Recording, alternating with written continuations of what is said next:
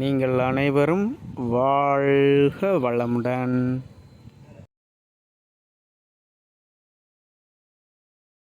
யாரு கூடயாவது யாராவது கொண்டு போய் என்னை மங்களத்தில் அறிவித்திற்குள்ள கொண்டு விட்டுருங்க அப்படின்னு. அப்போது இது அன்பு தானே. யாரால் வந்தது? இது சாமிஜியால் வந்ததுங்க. இது என்னால் வந்ததுலாம் கிடையாது. இது எனக்குள்ளே அவர் சொன்ன மாதிரி எனக்குள்ளே இருக்கக்கூடிய உயிருக்குள்ளே இருக்கக்கூடிய வேதாத்திரியம் தந்ததனுடைய தன்மை தான் இதே ஒழிய நானே தான் அப்படிங்கிறது இங்கே எதுவுமே கிடையாது. அப்போ கருவமைப்பில் வேதாத்திரியம் இருந்தான்னு கேட்டால் கருவமைப்பில் வேதாத்திரியம் இல்லை, ஆனால் ஆன்மீகம் இருந்தது. அந்த ஆன்மீகத்தை டெவலப் பண்ணுறதுக்கு வேதாத்திரியம் நமக்கு உதவி செய்திருக்குது. யாரால்? முயற்சியால். அப்போ முடியுமா? முடியாதா? எல்லாராலும் முடியும்.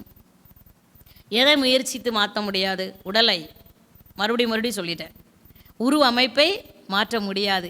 மீதி இருக்குது பாருங்க, அது எல்லாமே நம்முடைய அறிவின் திறன் கொண்டு நம்மால் பெற முடியும்.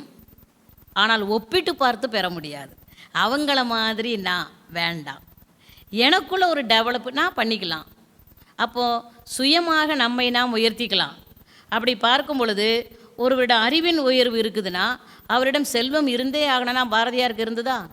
பாரதியார் அறிவின் உயர்வு எவ்வளோ பெரிய மகாகவி, ஆனால் அவருக்கு செல்வங்கிற காசு இல்லை, ஆனால் அறிவு செல்வம் அவரிடம் அதிகமாக இருந்ததில்ல. அவர் அன்றைக்கி எழுதி வச்சுட்டு போன அத்தனை பாடல்களையும் இன்றைக்கி என்ன பண்ணுறாங்க, சினிமாவுக்கு அங்கங்கெல்லாம் கொடுத்து யார் காசு வாங்கிட்டு இருக்கா?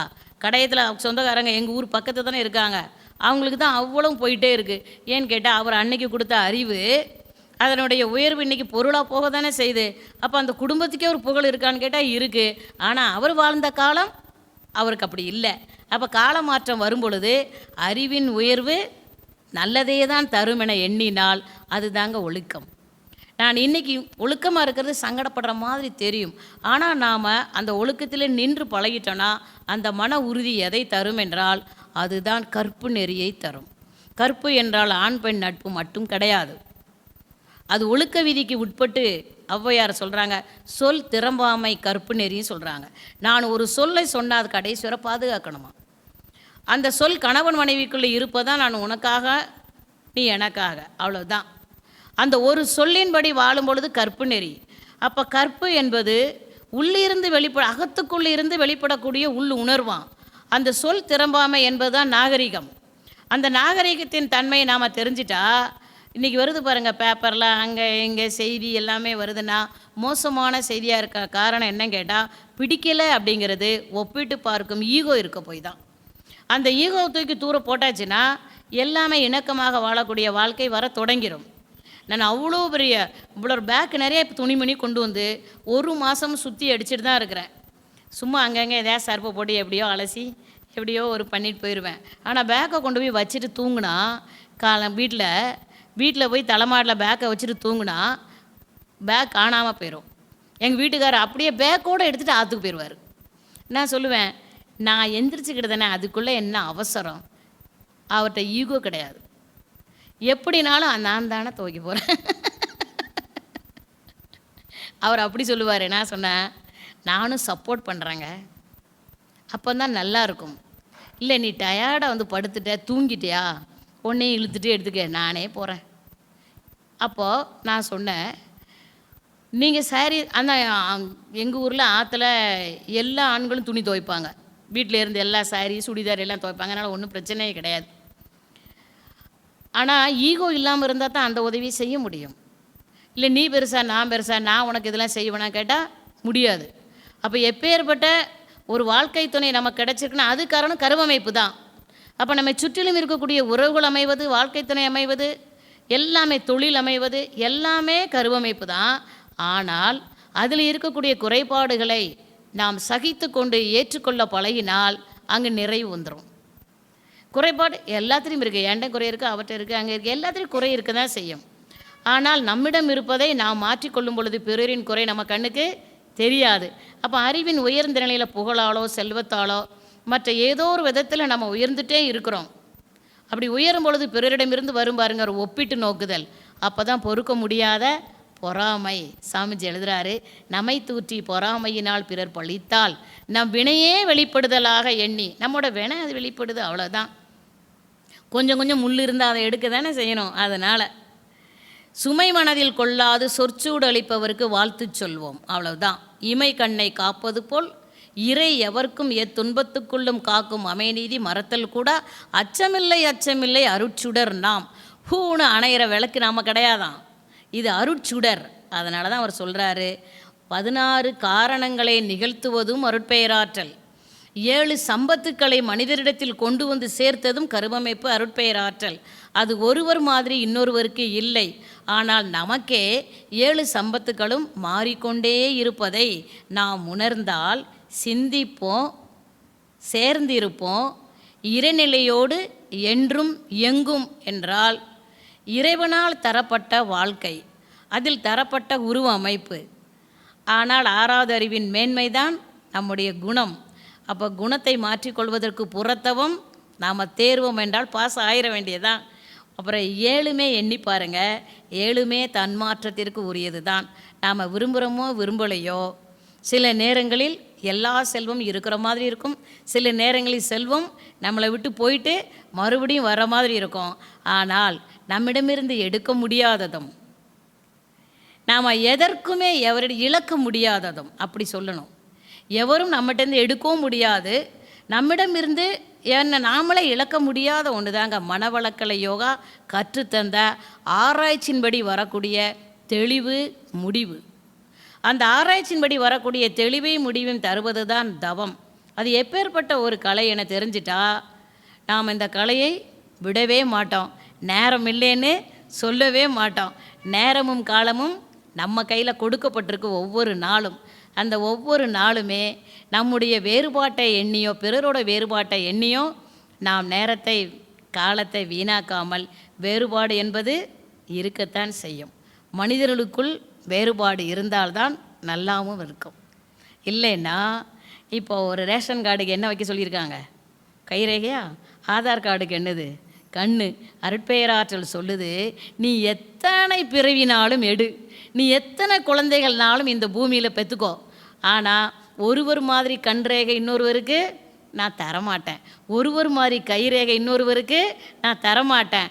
ஏன்னு கேட்டால் பேரறிவு போடக்கூடிய பிளானிங் இருக்குது பாருங்கள், அது நம்மளாலாம் எண்ணி கூட பார்க்க முடியாது, நம்ம அது மாதிரி கூட வரையக்கூட முடியாதுங்க.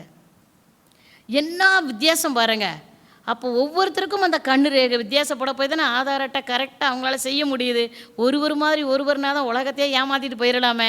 அப்போ ஏமாற்ற முடியாத ஒரு கருவமைப்பு, ஒரு அறிவு நம்முள்ளே இருக்குதுன்னா சீரியக்க சிறப்பு அங்கே தான் தொடங்குகிறது என்றால் வேறுபாடும் அவசியமே. அப்போ வேறுபாடை ஏற்படுத்துவது சீரியக்க சிறப்பு, அதனுடைய விளைவு நல்லதே. அந்த அதை உள்ளுணர்ந்தால் அது மெய்ஞானம், அது இறையறிவு தரக்கூடியது. அதை சிந்திக்கும் பொழுது சிந்திப்போம், சேர்ந்திருப்போம் இறைநிலையோடு என்றும் எங்கும் என்றால் அதற்குரிய ஒரு கலைதான் மனவளக்கலை. அதிகமாக ரொம்பலாம் ஆராய்ச்சி பண்ணிட்டு போக வேண்டாம். 7ம் இருந்தால் வாழ்க்கை, 7லும் குறைநிறை இருந்தாலும் வாழ்க்கை தான். வாழ்வது உயிர்தான்.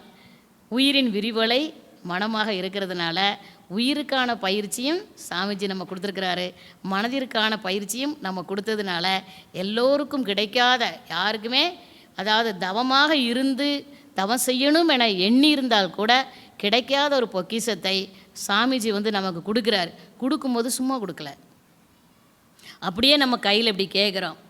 என்ன சொல்கிறோம்? தீட்சை கொடுக்கும்போது ஆசிரியர்களாக இருக்கிறவங்களுக்கு தெரியும், எதிரில் இருக்கிறவங்க நல்ல குணவான்களாக வரட்டும், அது ஒரு நாளும் நடக்காது.